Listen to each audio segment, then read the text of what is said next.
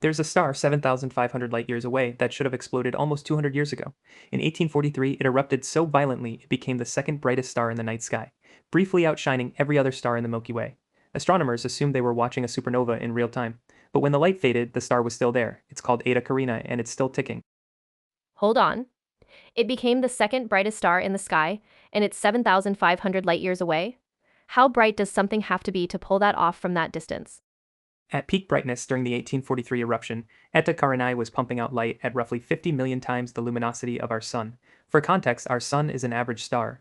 Eta Carinae was outshining it by a factor of 50 million, and even in its current resting state, it's about 5 million times brighter than the Sun. 5 million times, just casually sitting there. This is not a normal star. Eta Carinae is what astronomers call a luminous blue variable, or LBV. These are the heavyweights of the stellar world. The primary star in the system has about 100 solar masses, making it one of the most massive stars we've ever discovered. It sits alongside a companion star of roughly 30 solar masses. Together they form a binary system locked in a 5.5-year orbit. 100 times the mass of the sun. What does a star that big even look like up close?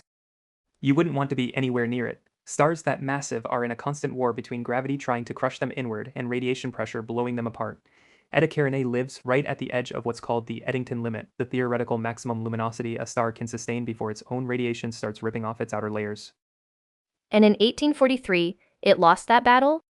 That's the extraordinary part. During what's now called the Great Eruption, Eta Carinae ejected somewhere between 10 and 45 solar masses of material into space. To put that in perspective, it blasted away the equivalent of 10 to 45 of our entire sun in a single event. That material is still out there, forming a spectacular structure called the Homunculus Nebula.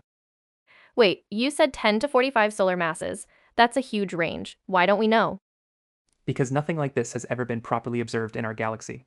The 1143 eruption happened before spectroscopy existed.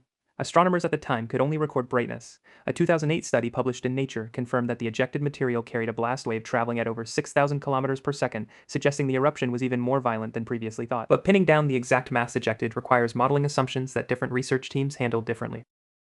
And the wildest part is it survived this. How does a star blow off that much material and not just die? That's the question that has puzzled astrophysicists for nearly 2 centuries. One leading hypothesis, published in monthly notices of the Royal Astronomical Society, suggests it was a collisional event.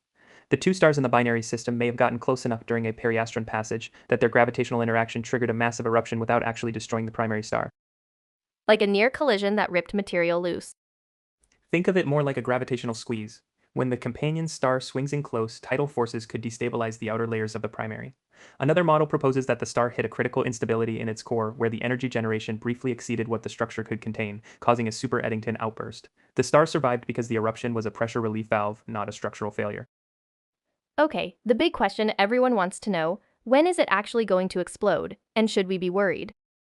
Eta Carinae will almost certainly go supernova. Given its mass, it could produce a hypernova, an exceptionally powerful supernova explosion. But when, in astronomical terms, is tricky. It could be tomorrow, it could be 100,000 years from now. The star has already burned through its hydrogen fuel and is fusing heavier elements, which means it's in the final stages of its life. But those final stages for a massive star can still last tens of thousands of years. But if it does explode, 7,500 light years is still pretty close in cosmic terms. Are we in any danger? The short answer is no. For a supernova to cause real damage to Earth's biosphere, it would need to be within about 50 light years. At 7,500 light years, the explosion would be spectacular to watch but harmless. And there's another important detail. Eta Carinae is not expected to produce a gamma ray burst, which is the truly dangerous part of some supernovae. Its rotational axis is tilted about 45 degrees away from Earth's line of sight.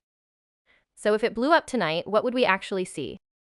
If Eta Carinae went supernova today, we wouldn't know for 7,500 years because the light has to travel that distance. But when the light arrived, it would be extraordinary. It would likely be visible in broad daylight, potentially as bright as the full moon. It could be visible to the naked eye for months, possibly years. It would be the most spectacular astronomical event in recorded human history. And there's something almost poetic about the fact that it might have already exploded. We'd just be waiting for the news to reach us at the speed of light. That's one of the mind-bending aspects of astronomy. When we look at Eta Carinae through a telescope tonight, we're seeing it as it was 7,500 years ago. It could already be gone. The light from its death just hasn't reached us yet. The ultimate delayed notification. But even without the supernova, Eta Carinae is teaching us something invaluable. Before its great eruption, astronomers had never seen a star do something this violent and survive. Since then, we've found a handful of similar events in other galaxies, what are called supernova imposters. These false alarms tell us that the transition from living star to supernova isn't always a clean, single event. Sometimes stars have rehearsals. rehearsals for their own death. That's both beautiful and terrifying. And in at least one case, a supernova imposter erupted and then went supernova for real just a few years later.